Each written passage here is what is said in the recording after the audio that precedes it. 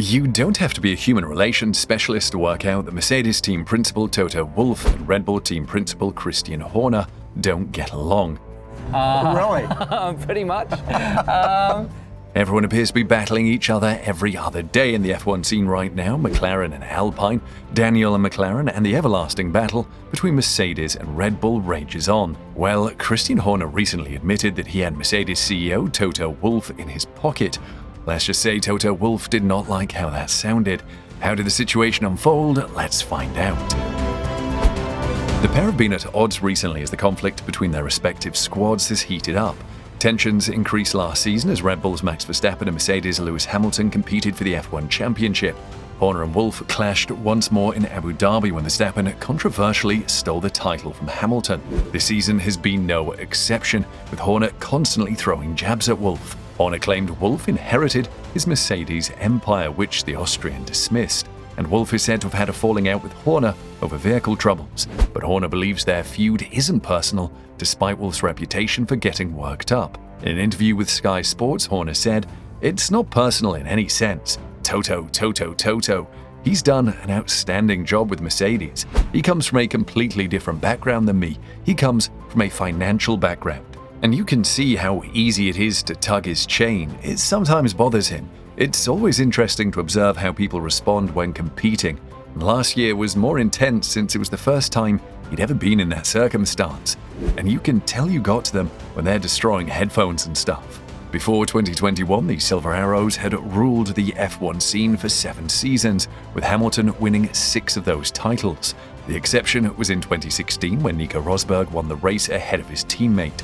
But the momentum is definitely with Horner and his team. While the fans' view of the 48-year-old remains mixed, he maintains he's unconcerned about it. He's compared himself to Sir Alex Ferguson regarding dealing with criticism. When asked if criticism upset him, Horner answered, "If it concerns you, you shouldn't perform the job. I must do the best I can for the club and the people I represent. If I think about someone like Sir Alex Ferguson, I doubt he was ever concerned about what other managers or people thought about him in sport." Christian, the perfect result. Wasn't there on Saturday, you didn't get the pole, but you've got the big prize here in Miami. There is no doubt that these two have a very strong love-hate relationship going on, and it all appears to have arisen from the fact that one wants to continue dominating the F1 world for a long time, while the other is screaming, "Enough is enough, it's time to pack your bags and leave."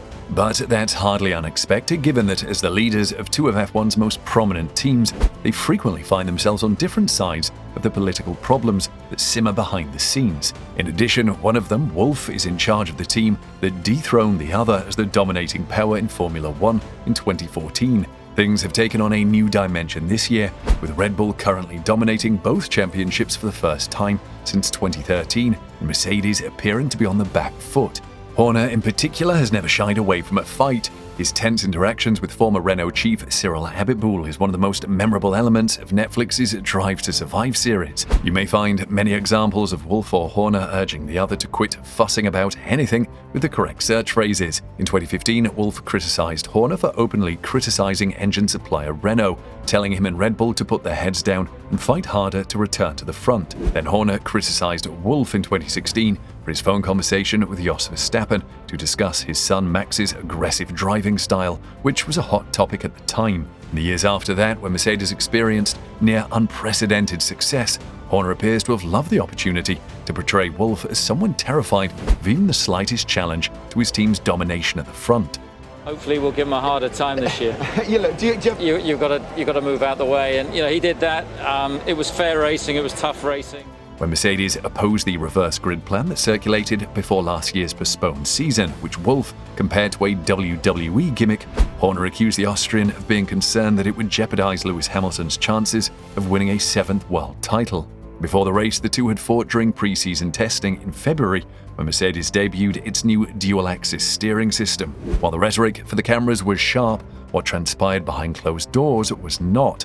Horner and Red Bull filed the protest against the new dual-axis steering system before the Austrian Grand Prix, which Wolff lauded as the correct option for F1.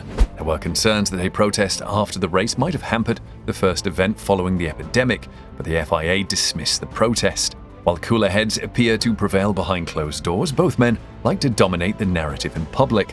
Horner in particular never misses an occasion to poke the bear, and his remarks in Baku successfully elicited a reaction. According to Horner, Hamilton was the first to remark on Red Bull's Rio wing and was directed to do so by Wolff. Horner went all in ahead of the sixth race of the season. During an interview with Sky Sports, footage of Red Bull's wing appearing to bend at high speed was presented, as was a film of Mercedes' front wing appearing to do the same. Horner said, "I suppose if I were Toto with the front wing he's got on his vehicle, I'd keep my mouth quiet." The potential of Mercedes filing an official objection against Red Bull's rear wing lurked, but was never realized throughout the weekend. While Wolff and Mercedes did not pursue the matter with the FIA, Wolff was not about to allow Horner's remarks to go unchecked. According to Horner's remarks, Wolff told Sky Sports, "Christian is a windbag who wants to be on TV. When you're at the top of the timesheets, it's easy to be cocky, but you should be a little more modest." It was an excellent soundbite that made for an excellent headline. The race in Baku that followed was quite dramatic, and Mercedes finished without collecting a point. As a result, Wolff stated that his team must improve across the board to beat Red Bull to the 2021 crown. Yes! That's how we do it! Horner couldn't pass up the chance to depart Baku with the final say. When confronted with Wolff's remarks, Horner stated, "I mean, Toto's statements this weekend have gotten a lot of attention. He's never hesitant to criticize his team, something I disagree with publicly, but that is his right." While the concerns about the front and rear wings are expected to fade, the fact that Red Bull and Mercedes are in a true title competition this year means Wolff and Horner will have plenty of opportunities to keep this public war of words going until the conclusion of the season.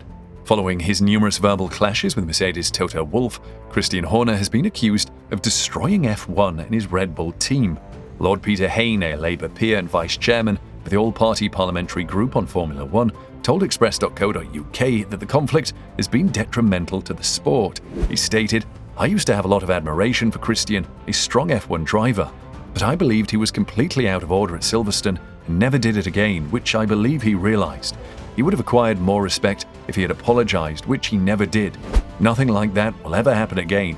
That hurt him and Red Bull, and it didn't help Formula 1 either. The meat and drink of Formula 1 is competitive tension and rivalry."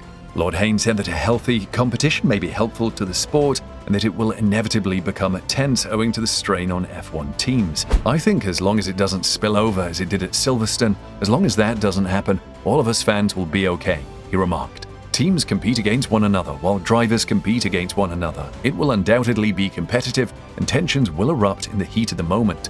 Emotions run high and Formula 1 is an emotional sport. The margins are very narrow. When you have such margins, the temperature will surely increase. F1 is one of the most fascinating sports. With that comes a lot of drama." What do you think about Christian Horner and Toto Wolff's relationship? Comment below.